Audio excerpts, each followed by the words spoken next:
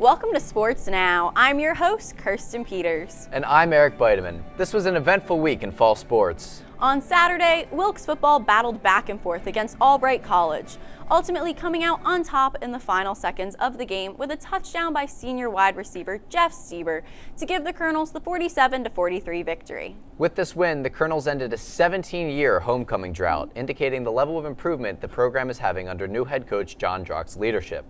In the second quarter of the game, the Colonels lost their early 7-0 lead. They fell behind 14-13 after missing the extra point attempt following sophomore wide receiver Nick Yannick's 66-yard touchdown completion from junior quarterback Jose Tabora.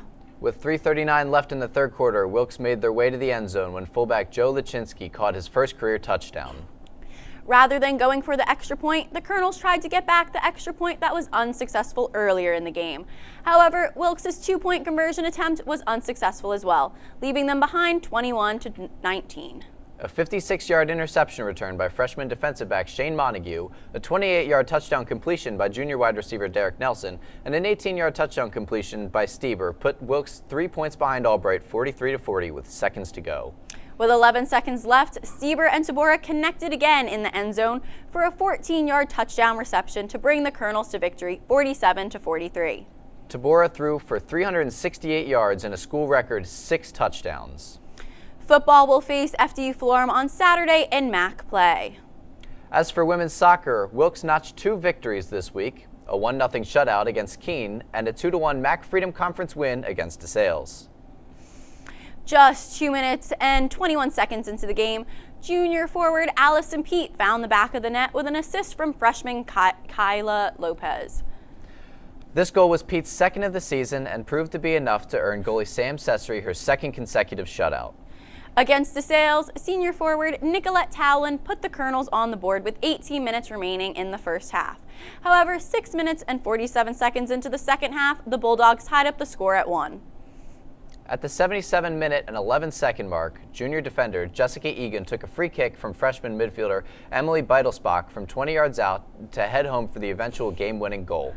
This feat allowed Egan to be named MAC Freedom Offensive Player of the Week. As for men's soccer, they found themselves to be victorious over Lancaster Bible College when junior midfielder Kyle Bentz headed home a corner kick from senior midfielder Camry Huff just 4 minutes into the first overtime, giving them the 1-0 victory. On Saturday night, Wilkes fell 3-1 to DeSales in conference play, with Huff scoring the Colonels' lone goal of the day. In other news, both of the soccer teams earned the United Soccer Coaches Team Academic Award for posting GPAs of 3.0 or higher for last season. The women finished with a 3.33 GPA and the men finished with a 3.25 GPA. Both of the teams will return to conference action against crosstown rivals Kings College. The men will face off against Kings tonight at 7 p.m. on the Monarchs' home turf, whereas the women will wait until tomorrow night to compete. In other news, men's golf finished off its fall season by dropping a 329-347 decision to Kings College on Thursday. Freshman Andrew Fink led all scorers, carding a 77 on the day, causing him to be selected as the MAC Freedom Golfer of the Week, an honor which Wilkes has not received since 2015. Seniors Corey Kowich and Nathan Hunter helped to round out Wilkes' efforts, finishing with an 84 and 87 respectively. As for women's golf, the women finished 6 out of 10 with a combined 431 at the MAC Fall Preview. Freshman Sarah Sorber finished in the Wilkes top spot for the day as she carded a 95. The Colonels will close out the fall portion of their schedule by facing off against the University of Scranton on Thursday.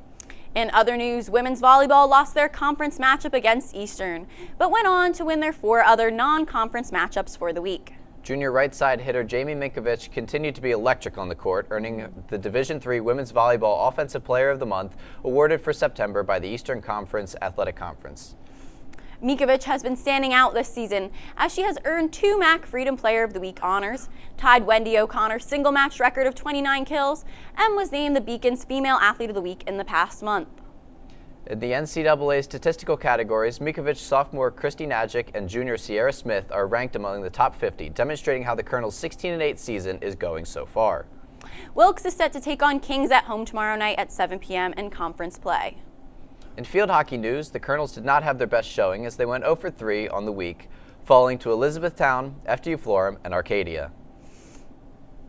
Against Elizabethtown, freshman midfielder / defender Lauren Shiplett scored the lone goal, earning her the Field Hockey Rookie of the Month award as announced by the ECAC. In overtime action against FDU, the Colonels were unable to break the scoreless tie and left the Knights with their victory. In Wilkes' 5-3 loss against Arcadia, sophomore Allie Dunn scored twice and sophomore Zoe Stepanski scored once. However, that was not enough to bring the Colonels to victory this week. Wilkes returns to Mac Freedom Play when they travel to Delaware Valley on Friday. And finally, in fall sports news, men's cross country placed 15th out of 26 teams in the DeSales Invitational, with sophomore Noah Molina being the top Wilkes finisher at 28 minutes and 35.6 seconds. On the women's side, the Colonels are set their season best time in the 6K race, placing 15th out of 27 teams, with sophomore Autumn Pedron leading the Wilkes with her best time of 26 minutes and 21.8 seconds. Both teams will travel to New Jersey this weekend for their interregional border battle. As far as the Beacon Athlete of the Week, it's freshman kicker David Kuderoff on the men's side and junior forward Allie Pete on the women's. Be sure to grab a copy of the Beacon around campus. That's all we have today for Sports Now. I'm Kirsten Peters. And I'm Eric Beideman. We'll see you after this public service announcement.